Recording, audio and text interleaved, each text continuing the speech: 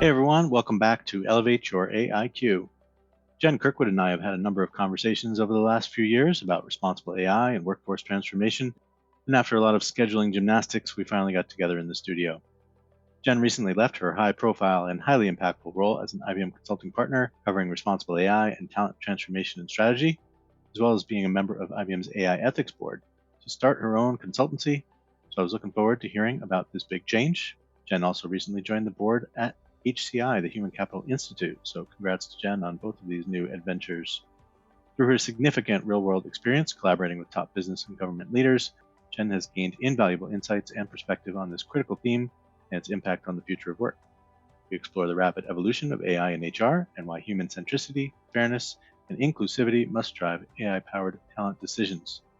From cognitive diversity to responsible governance, Jen offers actionable insights on how organizations can optimize hiring, reskilling, and decision making while keeping people at the core of transformation. It certainly took a while to get Jen in the studio, but I assure you it was worth the wait. Enjoy the conversation, and thanks again for listening.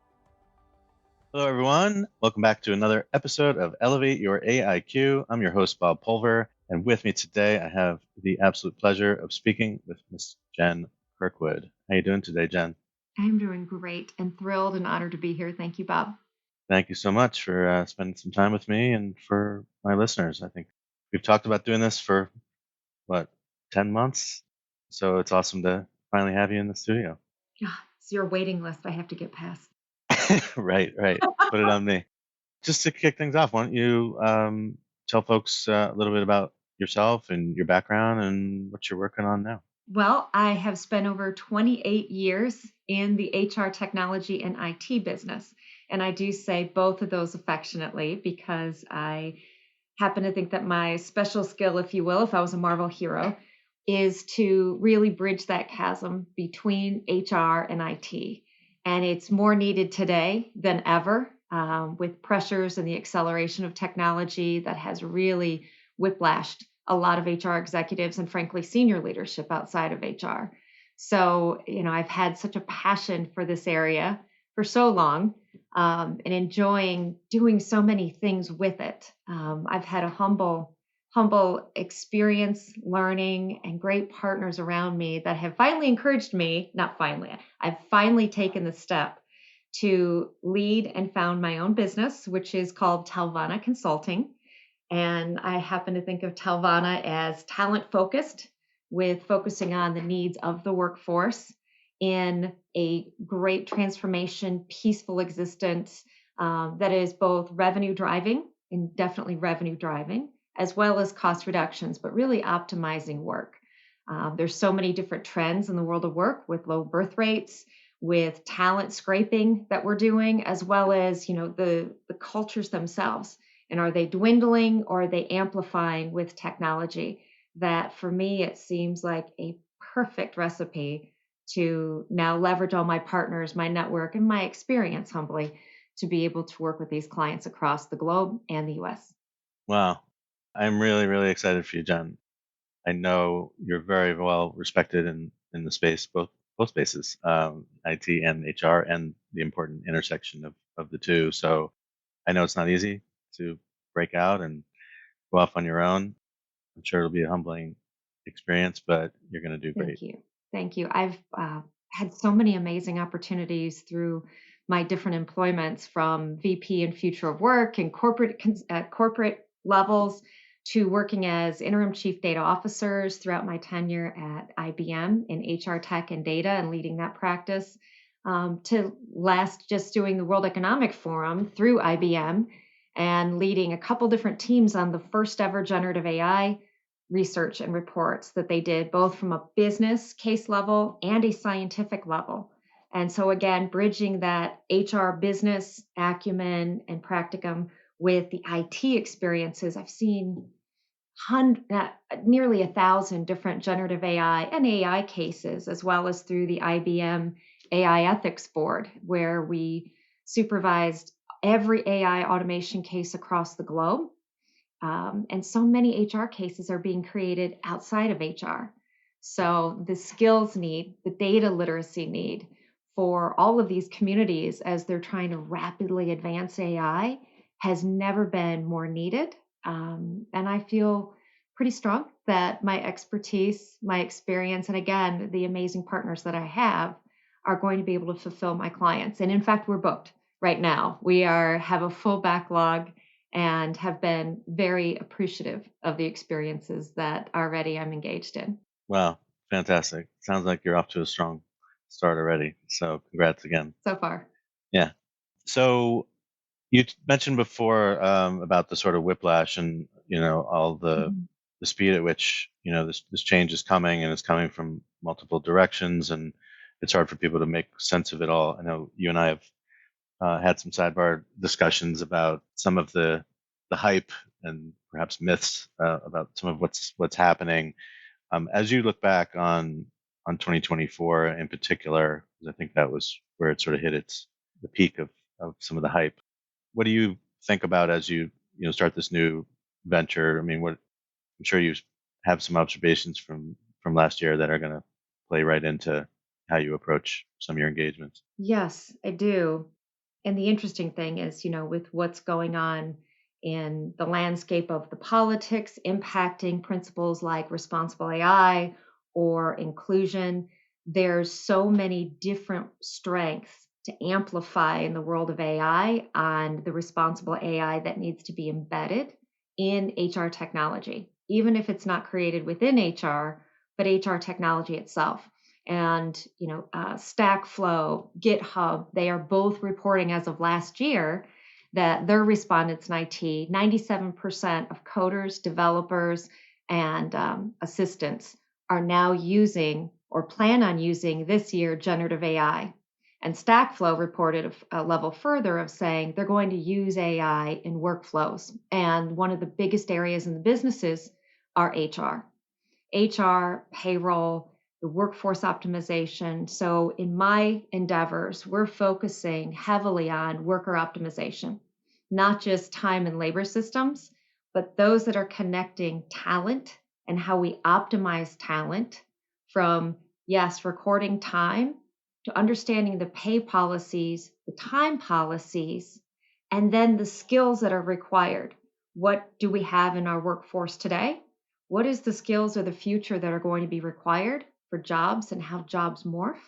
And then how do we acquire new skills as well as develop with learning these skills? That's really the hub of our focus right now, cross sector. Yep. And I'm reminded the criticality is not too many people think of time and labor skills at a senior level or time and labor systems at a senior level until I remember a couple years ago, there was a huge uh, dominant time and labor software company that had a ransomware attack.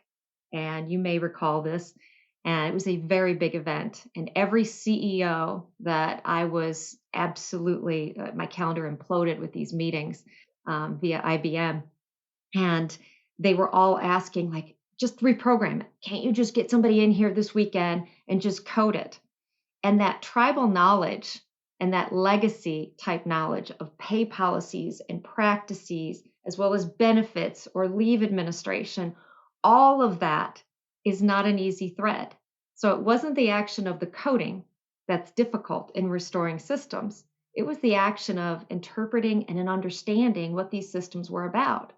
And that's that need for that transparency. So that really shone a light into the time and labor issues. And yet, one of the biggest areas that AI has promises for senior leaders and in the workforce is in time, productivity, and optimization.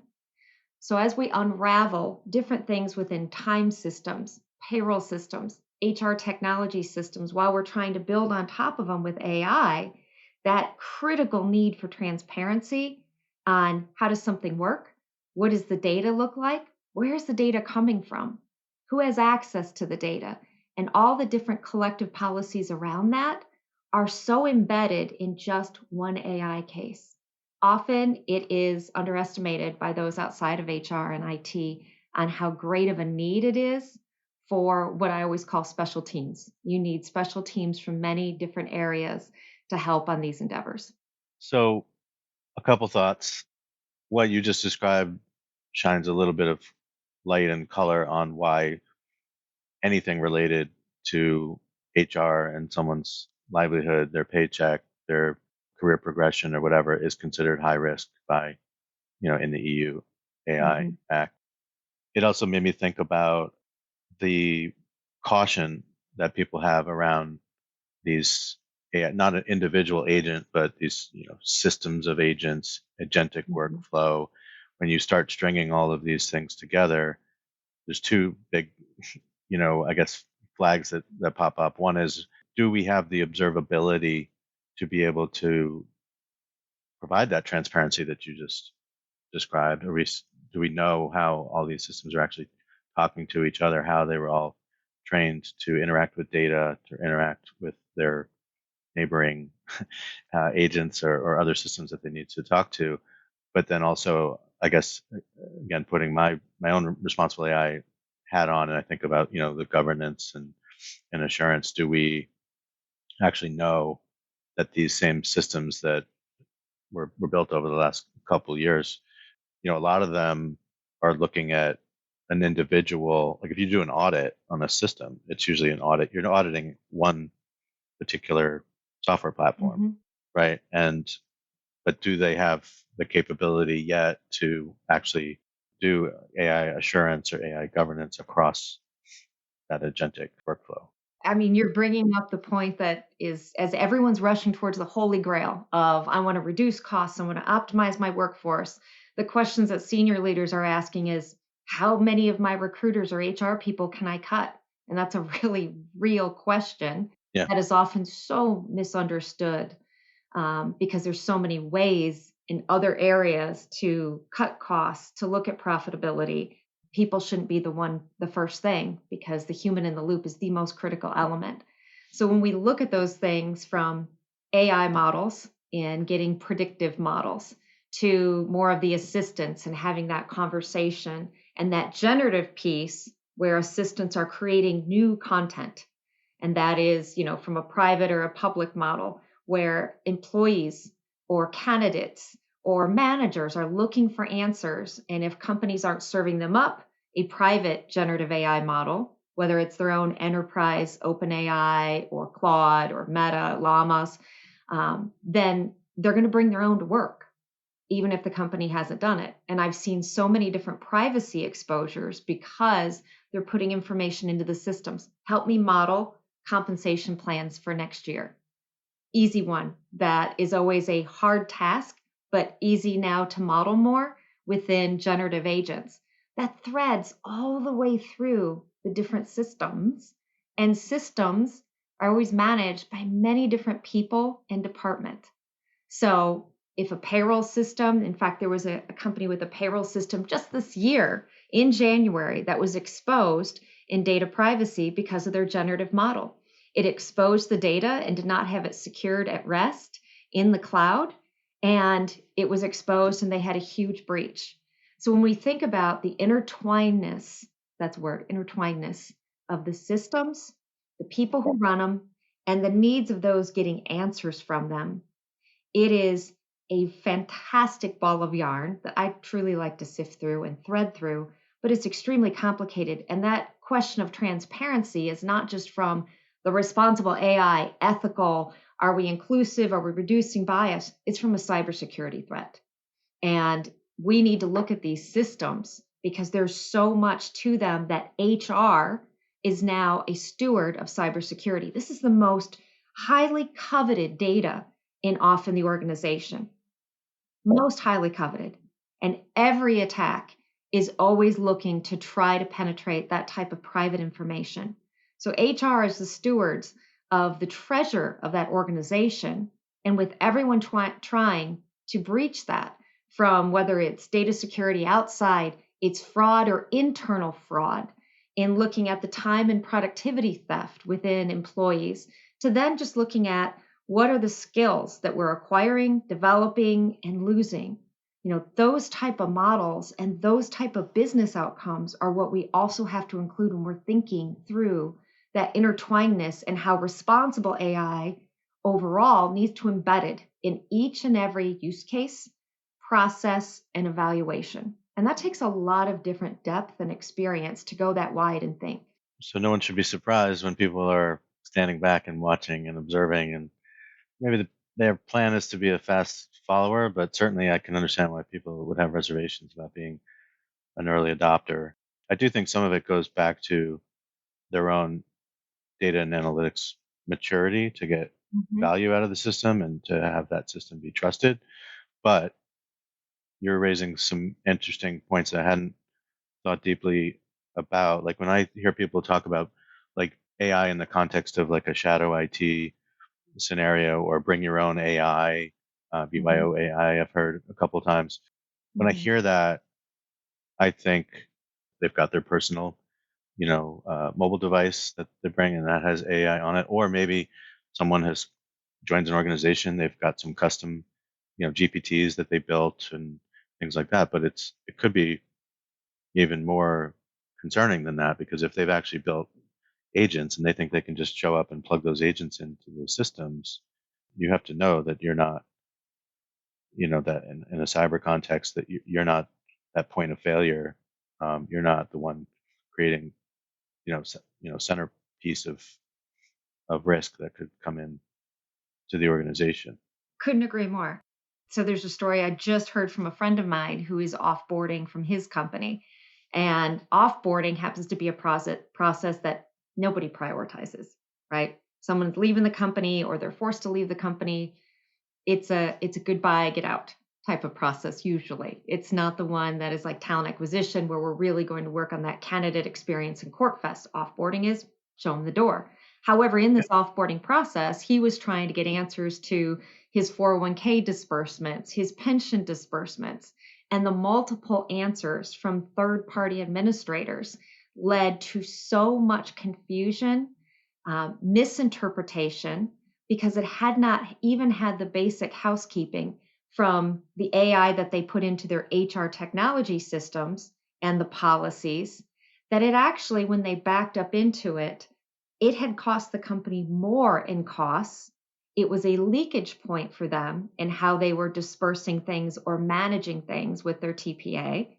And it all could have been easily cleaned up a lot better with AI, with conversational agents. I hesitate on the agentic AI for HR right now because agentic AI is more than just automation with AI. It's the AI is making decisions. And so if agentic AI enters into an equation like, should we give them their 401k or not? Should we disperse it in a year or should we do it now or in 6 months? And how do we do that? That can lead to so many legal issues, which in his case it did, or it can lead to so much overcorrection that once the company knows if there's an issue, 401k calculations in the payroll world, an oldie but goodie, are still awful to try to backtrack, recalculate, catch up, make the affording with the taxes. I mean, it's a nightmare. And yet it's such an overlooked process of cost control and culture. And as companies are building their alumni databases as well, which is a huge technology that's up and coming, we know that this goodbye could be another hello in a matter of months or a year. Well, I'm glad to hear that somebody's focusing on that because, yeah, in my experience, well, I haven't offboarded that many companies, but it does seem like it is just, best of luck. I'll take your computer and your badge now, and maybe I'll see you around. The use case podcast is where technology vendors get to talk about themselves. And it's a wonderful place for vendors, investors, and practitioners to listen to the story of the solution, the features, the benefits, the attributes, etc. And we get to know the CEO or founder during the call, and we also get to know the tech. So subscribe to the Use Case Podcast. I do think companies need to do a lot better job with that. That this is I like to think of the talent life cycle as applicant to alumni, not hired to retire. Your brand perception, your relationship all starts with the experience that you have when you first apply to a job or first hear about a job. And then, yeah, the alumni is a potential talent pool of Mhm. people with institutional knowledge, perhaps still loyal to the company and consider themselves an advocate even after leaving. I mean, I still, repost IBM posts. I still read their Mhm. Institute for Business Value research. I still have all kinds of IBM swag around the house for sure. Same, So it's not same. like I left with any bad taste in my mouth. So I do think that's important. I like that. No, no, I agree with you. You know, there's so much focus on that candidate experience, and companies are hyper focused on, eightfold promises, a 40% reduction in time to hire is their latest stat. 40% reduction in time to hire. But if you look at the sourcing time and the candidate experience and everything that goes on before they're hired, that is so tremendously important. And we have low birth rates. I keep emphasizing this because while we have low birth rates, we have the highest need for new skills and developed skills. So we need to make sure these models, when we say are inclusive, they're inclusive to age, to neurodiversity, those with seen and unseen disabilities, not just what people tend to, politicize as gender and race, that we're looking at inclusivity for that innovation and those amazing candidates. And even some of the older generations are proving that they can ramp up in quicker time frame with digital literacy and HR or IT than other generations that are very much scraped. So, the opportunity right now to hone these skills to, yes, find optimization areas like crazy, but to do it with thought and on the right priorities. There is so much hidden opportunity for cost reduction, for the worker optimization, but also for the talent culture and farming that talent pool that we can't exclude anything. And so that's why that transparency is so critical to understanding how something works. What does the data look like? And when you look at vendor agreements, I do a lot of vendor evaluations for organizations, and you look at their contracts and their agreements, it is very difficult to get forthcoming information on how is the data stored, yes, but what are the algorithms made up of? Who's determining the model, the weights of the factors? It used to be in a predictive model, everyone used commute time until the pandemic happened, right? And yet, do you know how many organizations are still using that same flight risk model or attrition model with commute time? And yet some human had to determine that. So when you talked about the maturity scale of what HR was doing in data, and there were some that were doing it well, I say doing it well. They were managing data, they were harnessing data. They hadn't that we always have that Achilles heel of clean data. Do we actually ever have Yeah. it? With Right. all the multiple systems and owners. But they were really starting to get great KPIs and great metrics and insight, and some very keen users out there like Unilever and Cisco. I look at the things that Visier and One Model are doing, which are really savvy and moving HR's trajectory and data really well. Now you layer on AI, assistant AI, agentic AI, and we start to get really gobsmacked with HR and making sure not just is HR up for it, but procurement, supply chain, finance, legal, all of these other organizations I've seen throughout hundreds of experiments, they're leading the charge on HR cases. And why? They're thinking that HR doesn't have the skills or the literacy to be leading this themselves. So AI is a team sport. It's special teams. And when you don't have HR in the middle of these teams, the negligence is huge. And we've seen it with the AI ethics cases on the IBM boards, where we have people that are designing time and labor systems or policies with AI that don't understand the downstream effect into the world of HR compliance. Or those that are trying to use recruiting models and they're saying, we're only a 200-person company in the United States.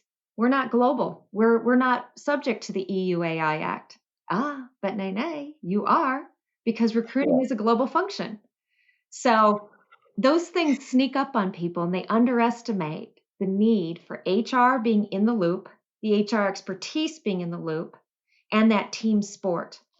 My head is spinning right now. I do that. Yeah. Triggered so many things, but what one of the things that I wanted to make sure to hit on is I advise people to really think deeply about the the cognitive diversity that you need on an AI governance committee and an AI ethics committee. Would you mind just sort of unpacking how you sort of frame this with clients in terms of looking past. Yeah, we know you have a legal team. We know you have a governance, risk, and compliance team, embedded in HR or what have you. And then you've got, the developers and the product teams like building some of these solutions. But there's a whole bunch of other people in the middle that might need to be brought to bear. Is the demographic makeup similar to how you might have people in like a design thinking exercise where you're trying to make sure that you understand pain points of different users, or is it broader than that? And do these people actually influence features and functions and capabilities within the solutions that are being built? One would hope that it's being well thought of in terms of who do we need on a team. But with so many innovation hackathons and inspirational activities that companies are trying to really understand, how could AI or generative AI, just AI in general, how can AI impact our company? That fear of missing out is haunting every senior leader right now. So the competitive pressure is on. 67% of CEOs and leaders are expecting to use generative AI, if not at scale already this year, because they've been doing experiments and they've failed fast, and moved on. And getting to scale now is now the optimized piece. You would think it would be well thought out with all these areas. Unfortunately, I think that the regulations and the bias and inclusion efforts that should be first and foremost in thinking through these models are not a business case. And I understand that. I don't think the competitive pressure with the regulations, do the right thing, and then the bias and discrimination, there's a lot of different political themes that I stay out of that are changing intonations between countries. Japan has one of the widest AI regulations out there, and they pride themselves that helps their innovation. Whereas EU AI Act, I happen to think was very well thought out over years and years, and it took a lot to get them there, but they've done a very nice model. Now we have over 120 in the United States, 120 plus new regulations, proposed regulations all around AI and the workforce. And that's states, cities, and some at the federal, although it remains to be seen how much will continue at the federal level right now with this administration. Yep, sure. Over 120. So the complexity oftentimes with senior leaders is lost in them to say, they're never going to be able to audit me. They're not going to have the expertise. I will just pay the penalties and interest because it's cheaper than trying to figure out this mass chaos in the beginning. And I don't blame them. But I go back to the cybersecurity piece, because when you have these models and we approach these models, whether they have an AI ethics board or not, whether they have the full functional team yet or not, we usually bring that piece in consultatively to say, you've got to have this person, and it's not always on job description. It's on who the individual is and the skills that they have. But it's got to be that wider thinking. We're bringing all of that into the room in that conversation to say, first and foremost, cybersecurity. And you have to thwart attacks. The data models, the data privacy on your organization's most coveted data is first and foremost in a responsible AI model. And that's not just IT, that is also legal and HR, as well as payroll if it's a separate function and not under HR. Those all have to be contemplated in those skills and making sure they're at the table. So that framework that starts to develop, everybody is a steward of cybersecurity. And I don't mean just in coding and assistance and looking at the development cycle. I mean in, are we farming the skills in our organization? Often there's this misnomer that is published a lot by AI companies that are stating, hey, with the codes and the code assistance, you don't need as much software development, engineers, or special skills. And I will say again, nay, nay. That is not accurate, because if you look at SolarWinds, CIOs are now resistant to stepping into those positions because of the personal, devastating financial catastrophe that the CIO had on him in that situation. Why would a CIO want to take on this personal financial responsibility? And it is the most critical element of using AI, because AI is a living, breathing thing, and the machine learning in it, it will keep going. So you need those authoritators on code that can decipher between a Trojan horse of a code assistant, which there's over 70% in these open models out there or closed models that the public is using. How do you know you're seeding technology or code in your systems and that it's accurate and truthful and verified? You don't unless you have that skill. So HR has to be there first and foremost, from the skills of the team to the skills that they need in their workforce to maintain an AI model responsibly, ethically, inclusivity. The old recruiting example with a large retailer, I think we all know and use, where they programmed their next AI model to recruit more talented engineers, and they recruited more white male engineers. It's a very famous case that the company publicized, which was Amazon. The first question that team actually was asking is not how do we hire more racially diverse or gender diverse engineers. It was how do we hire more talented engineers, period. And that open thinking that needs to be contemplated, and it's being challenged by, do we have a DE&I person or not? You need those skills throughout everyone, threaded throughout everyone, to be able to get the best candidate possible and the best skills possible. So part of that triggers something that I wanted to go back to, which was, without having good knowledge about how these AI systems work, or even the forethought to say, are we measuring the right things? You may have some people in leadership who will continue to do things the way that they've been done because they don't know any better. They have either not achieved that sort of data and analytical maturity, particularly in HR. And that's fine if like core HR folks don't have those skills, but isn't that why you have a people analytics or workforce analytics team, or the talent intelligence team, which traditionally looks outward or whatever? But the fact that those teams are underfunded, understaffed, may not even exist is just mind-boggling to me, given the state of affairs. The other is exactly Amazon. The Amazon case is a perfect example where, if you haven't taken a critical eye to your own data, and you say, well, let's just train it on how we have hired, and let's make sure we're hiring people with the potential to succeed, matching that against our historical data. Well, you have to look at the data itself and whether that data is suspect and whether there's historical patterns of bias in the data, because now you're just going to train it to think like you, which is not what you want. But you don't know that until you look at the data and say, well, this is we've got a problem here, because we have we didn't do it consciously, but we have a pattern of equating top talent with white males or whatever it is, right? I mean, that's why we definitely don't want to go down the DEI rabbit hole right now. But if you look at what its original intent was and take away the label, then how can responsible AI not help us power through this, right? You're going to be able to get and discover all this new talent from talent pools that were overlooked, whether that's geographically or culturally, or to your point earlier around different types of visible and non-visible challenges that people need to overcome, or accommodations that are needed or whatever. But responsible AI is how we get through this, because we will have the visibility and the transparent. At some point in a few years, if the transparency is not there, then there's a problem.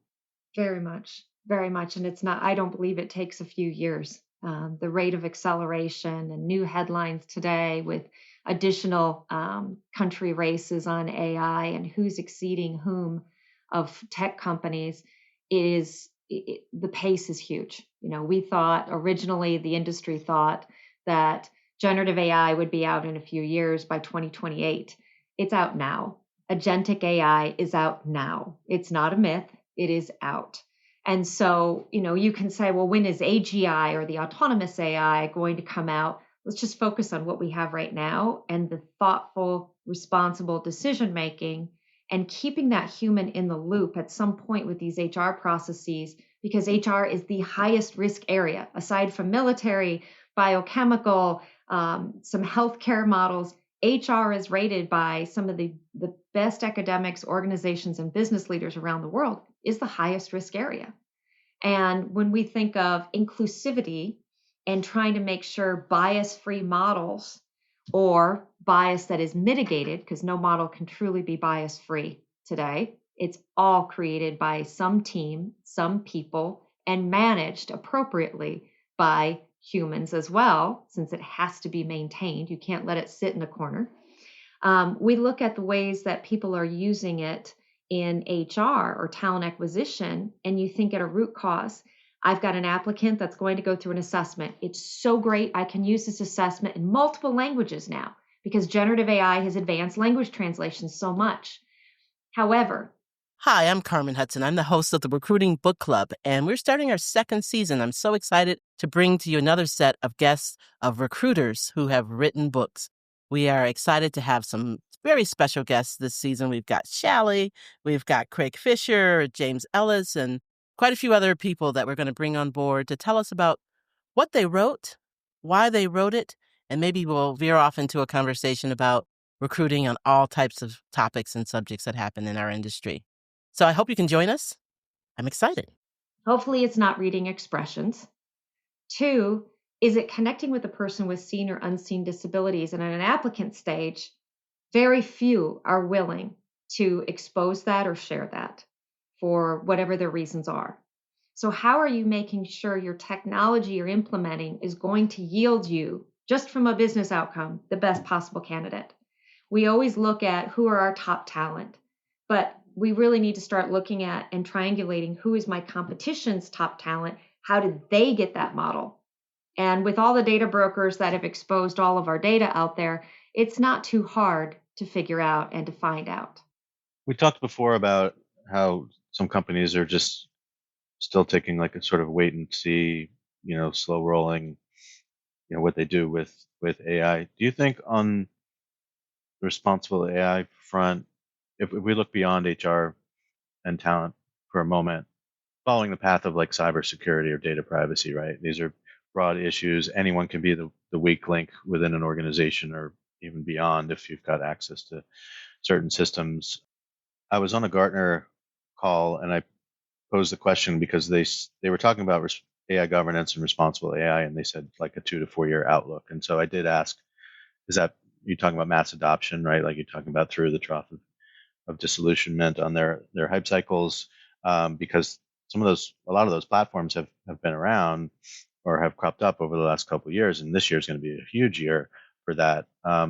The analyst's response was, yes, he does have an appreciation for that and the ecosystem that has developed, but it is still largely looking at individual systems or within the HR sort of domain. And companies, obviously, there's more departments than just HR. So he felt like, yeah, part of this is mass adoption, part of it is potential market consolidation, and then the expansion of some of the responsible AI elements that go far beyond just the highest risk categories in HR. I mean, do your clients thinking about this in a broader sort of enterprise context? Sometimes. It depends on the size of the organization, for one. If they're multinational and very large, they're often moving on an AI ethics board or looking for that type of help in development on how they look at frameworks and responsible AI. And they're involving multiple stakeholders because so many have provoked that idea. If it's a smaller organization within, the US with 500 employees or 1,000 employees, not so much. And that's where a huge amount of risk is for these organizations. And I try to hit on where they're really going to care as far as the bottom line. And it's going to be with work councils and unions, labor unions. It's going to be with defamation cases and slander or discrimination. There are many cases out today within the AI system case. If you ever look at them, you can see every autonomous car and accident out there of every model. But you can also see, as you probably know, in the AI directory of all the different failed cases, and notably in HR. And when you look at that, some of the smaller companies, some of the larger companies, they still have employees that are emailing or downloading files globally from directories.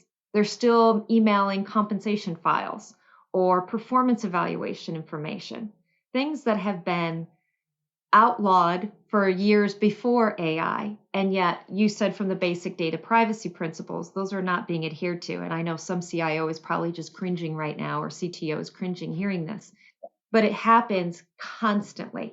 The smaller organizations, it's a cost measure. It is really difficult for a lot of the smaller organizations to upscale their organization for a full AI ethics board with purpose, business value that's defined, and an ROI, because there can be ROI on those pieces.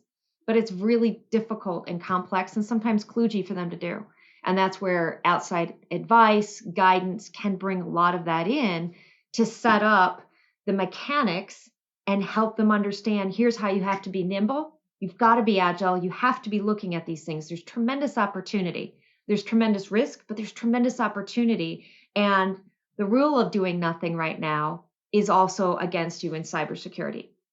So again, I will keep harping on it because it is the big amplification point in responsible AI that is often thought, oh, well, IT has it. It's everyone's job now as they're using AI models. And they've got to thread that all the way through with the cybersecurity and data privacy. That is usually what will get the biggest business case for the organizations of all sizes to move the needle on why we need these frameworks and why, beyond the misnomers of it's just inclusivity or DE&I or bias, it's the right thing to do. Often the right thing to do is not getting the business value with organizations. But when you hit back on the Achilles heel of risk, slander, fraud, overrun costs, and the cybersecurity pieces, and how those skills are now dispersed or need to be dispersed in order to be competitive, it's a different understanding and a different criticality that senior leaders are really prioritizing. Yeah, I harp on this all the time, as you probably know. I mean, when it comes to responsible AI, we are all responsible, and I don't think that's like this grandiose, earth-shattering statement. It just follows what we've seen with cybersecurity. Just like anybody can be, a weak link. Anyone can click on a spear phishing, email or things like that. And so, one of the things that I haven't seen enough of is, in the same way you would do like compliance training with harassment and cyber and data privacy or whatever, when you onboard and at some recurring frequency, usually annually. I haven't seen a lot of people adding to that, a responsible AI module. And so I just wonder if we're just still early days where a lot of companies still haven't even set policies. And if I were to train you on how to use something responsibly, if I haven't told you could use it at all, and taking that, head in the sand kind of approach. But it just seems like, the same way when everyone at IBM had to learn what cognitive computing was and what IBM Watson was capable of doing, you still had modules around data, around cloud, around cyber, because this isn't just a new set of toys that you're playing with. There are implications to the data that it's getting, the data that it's trained on, and the inputs and the outputs. And I don't think that some of those fundamentals have not really changed. I 100% agree with you on that. Yay. I love hearing that.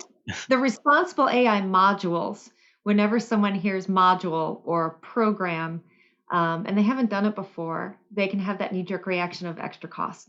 And there's an ROI and a business value to it that is, threaded on the organization's philosophy, but it also can be expanded. And that's where the teaching comes in.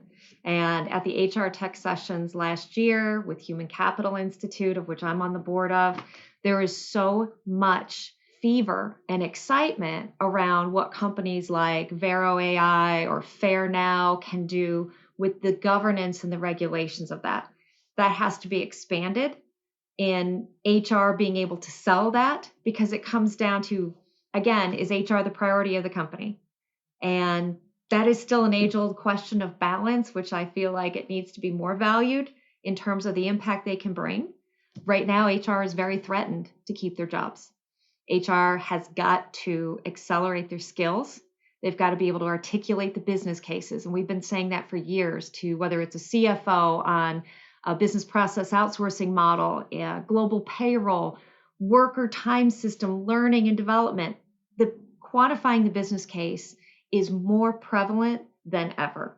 And those type of modules, programs, thinking have value. And it's been proven with different research institutes, including IBM's, but it's also been put into practice. And it's funny, I was with a large financial tech firm in Europe last year, and they wanted me to come in and teach their HR and their HR managers on AI, from digital literacy and data. Maybe they haven't done a lot with, like you said earlier, they didn't have that workforce analytics team that was so skilled or really beefed up with resources or skilling. So they wanted me to look at the entire program and put a program together that we executed. But in the first request was the CHRO, she took me aside and she's like, our chairman of the board wants training for him, his team of shareholders, and for all of us in the C-suite. And I said, I understand. And it was really getting into the tactics that they needed to understand that, honestly, I won't get off on a soapbox, but any consumer needs to know on sharing data with what's listening around us, to how data is being consumed, whether it's IP and copyright laws, whether it's your own data or your organization's data. That construct of digital learning is needed at every single level, all the way down. And they've got to get their hands dirty into thinking through it. And the organizations that are best equipped, I talked about this financial firm, they are doing wonderfully for a company that never used tech and was very consumer interacted, to now using tech effectively while preserving the customer experience, really just doing marvelously. And the first step they had to do was train their teams. And that investment's required. It's for frontline managers at a different level, but for the data protection, data stewards, more than ever, we are giving away data every single day. And through our companies is one of the biggest exposure points within the hours of 8 to 5, wherever someone works. Yeah, absolutely. I think you are hitting on something I've spoken about before. I know. So much great stuff, Bob. Like I'm hoping that we did. Yeah, no, absolutely. What I was thinking was, like, when it comes to transformation, right, which is still, on everybody's bingo card, that's in this space. So you can't escape talking about transformation and change.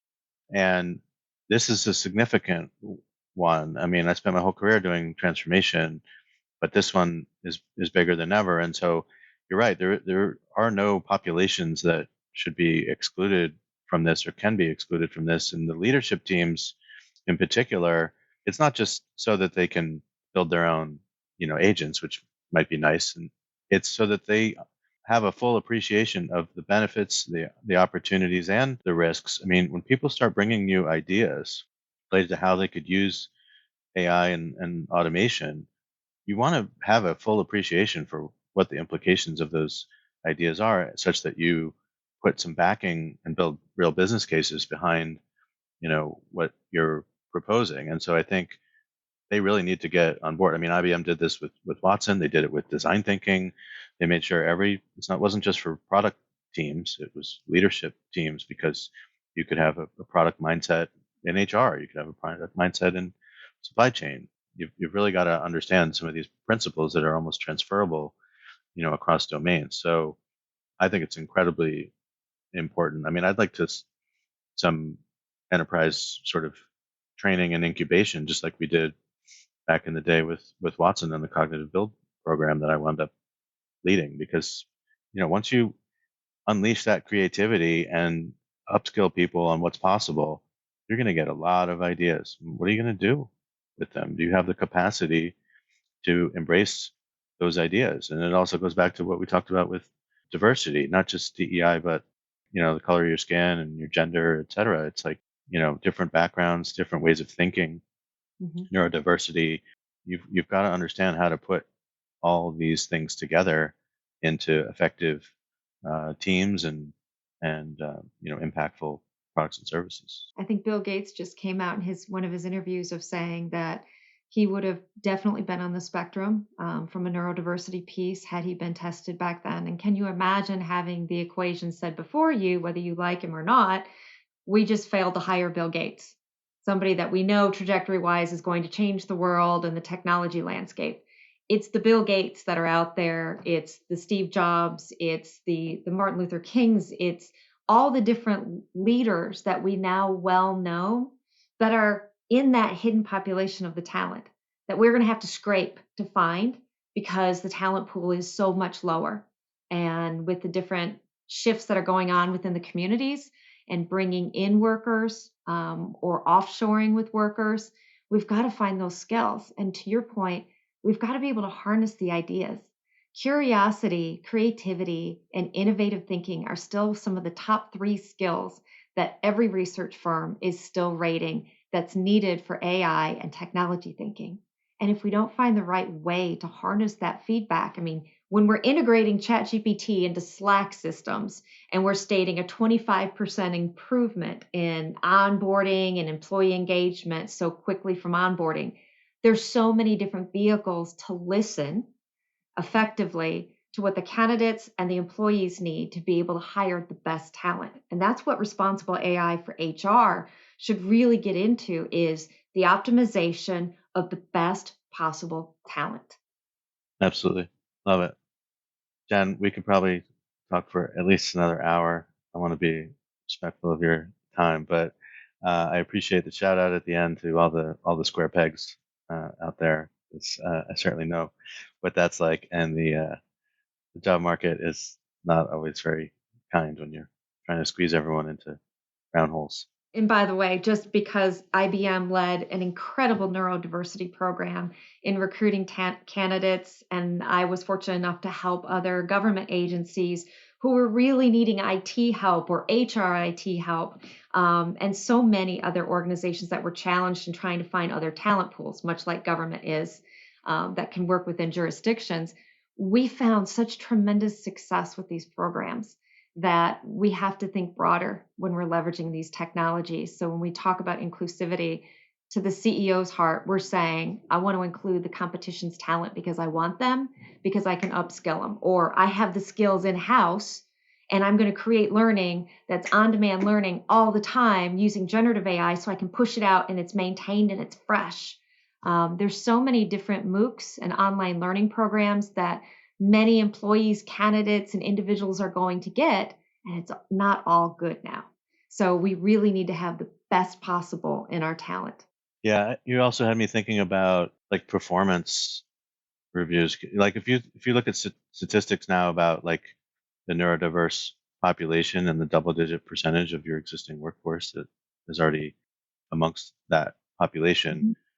if you really look back at some of those performance evaluations, I feel like you just didn't know enough about them to ask the questions about why they might be underperforming. And I know there's a million reasons, right? It could be different, personal issues, mental health, not the right fit for the job or whatever. But I feel like everything just has a tendency to get sort of, you're just put into that bucket. And you talked about, where's the organization actually investing? Are they just going to invest in technology and just get down to as few humans as possible?